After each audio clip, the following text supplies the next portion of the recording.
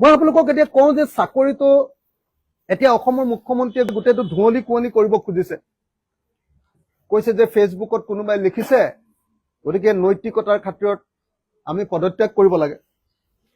মই আপোনালোকক জনাব খোজো যে যিটো চাকৰি গীতাশ্ৰী তামুলীয়ে পাইছিলে, সেই চাকৰিটো ইণ্টাৰভিউ বৰ্ডত কোন আছিলে, নামকেইটা শুনিলেই আপোনালোকে গম পাব যে সেই চাকৰি 2 নম্বৰী কৰি দিব পৰা চাকৰি হয় নে নহয়।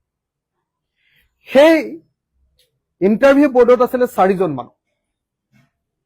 এজন হল তাবুৰাম টাইট ডাঙৰীয়া, তেখেত বি বৰুৱা কলেজৰ তেতিয়া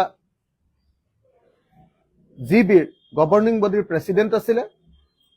আৰু তাবুৰাম টাইট ডাঙৰীয়াৰ বিষয়ে চাগে মই আপোনালোকক কোৱাৰ কোনো প্ৰয়োজন নাই।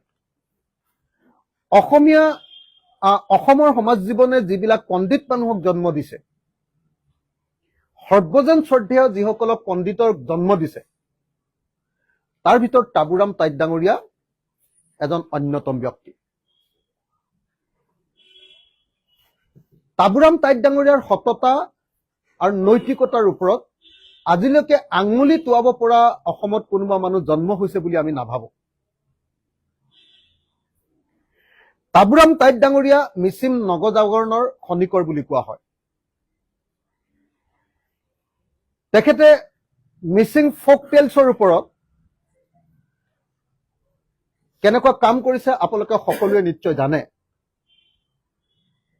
তেখেত কটন কলেজৰ অধ্যাপক আছিলে।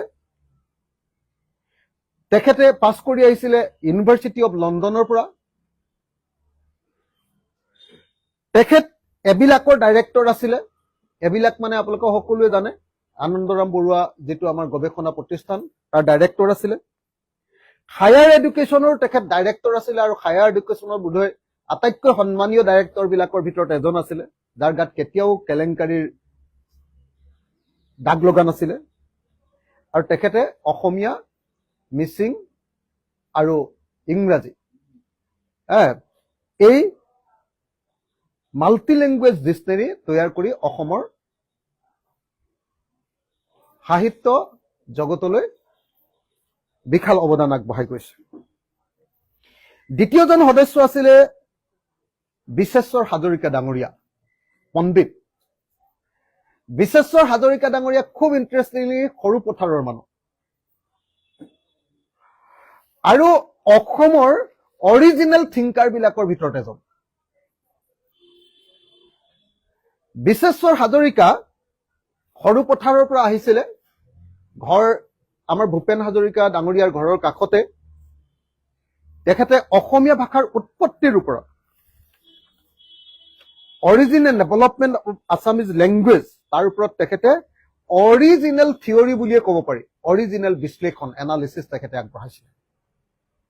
অসমীয়া ভাষা কিয় এটা ইণ্ডিপেণ্ডেণ্ট ভাষা, এই ভাষা আন কোনো ভাষাৰ পৰা উদ্ভৱ হোৱা নাই, সেই অৰিজিনেলিটি আৰু তাৰ ডেভেলপমেণ্টৰ ওপৰত অৰিজিনেল কাম কৰা এজন পণ্ডিত আছিলে, সৰ্বজন শ্ৰদ্ধেয় পণ্ডিত আছিলে বিশ্বেশ্বৰ হাজৰিকা ডাঙৰীয়া।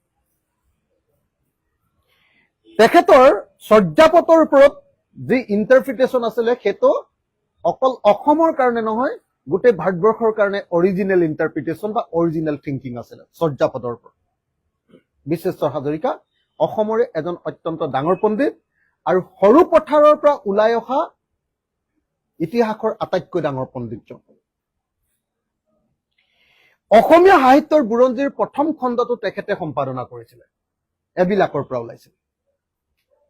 বাণীকান্ত কাকতিৰ থেচিছখন, যিখনে প্ৰমাণ কৰিছিলে যে বাংলা ভাষা নহয়, বাংলা ভাষাৰ পৰা উদ্ভৱ হোৱা নাই, অসমীয়া ভাষাৰ পৰা উদ্ভৱ হৈছে। আছামিজ ইটছ ফৰ্মেশ্যন এণ্ড ডেভেলপমেণ্টৰ অসমীয়া অনুবাদ কৰিছিলে বিশ্বেশ্বৰ হাজৰিকা ডাঙৰীয়া। বিশ্বেশ্বৰ হাজৰিকা ডাঙৰীয়া অসমৰ আটাইতকৈ ডাঙৰ পণ্ডিত বিলাকৰ ভিতৰত এজন ডাঙৰ পণ্ডিত। আৰু আজিলৈকে আমি শুনা নাই যে বিশ্বেশ্বৰ হাজৰিকা ডাঙৰীয়াৰ সততা আৰু নৈতিকতাৰ ওপৰত কোনোবাই প্ৰশ্ন উত্থাপন কৰিব খুজিছে বা পাৰিছে, এইটো আমি শুনা নাই। গতিকে দুজন মই বৰ্ডৰ সন্মানীয় সদস্যৰ কথা আপোনালোকক কৈ দিলো। এজন আছিলে তাবুৰাম টাইট ডাঙৰীয়া, আনজন হল বিশ্বেশ্বৰ হাজৰিকা ডাঙৰীয়া। তৃতীয় গৰাকী আছিলে ডক্টৰ গোলোকেশ্বৰ গোস্বামী, গুৱাহাটী বিশ্ববিদ্যালয়ৰ MIL বিভাগৰ হেড। আৰু চতুৰ্থগৰাকী আছিলে ডক্টৰ লীলাৱতী বৰা শইকীয়া বাইদেউ। তেখেত আছিলে অসমীয়া বিভাগৰ গুৱাহাটী বিশ্ববিদ্যালয়ৰ হেড, মুৰব্বী অধ্যাপক। গতিকে ডক্টৰ গোলোকেশ্বৰ গোস্বামী, ডক্টৰ লীলাৱতী শইকীয়া বৰা, বীৰেশ্বৰ হাজৰিকা আৰু তাবুৰাম টাই,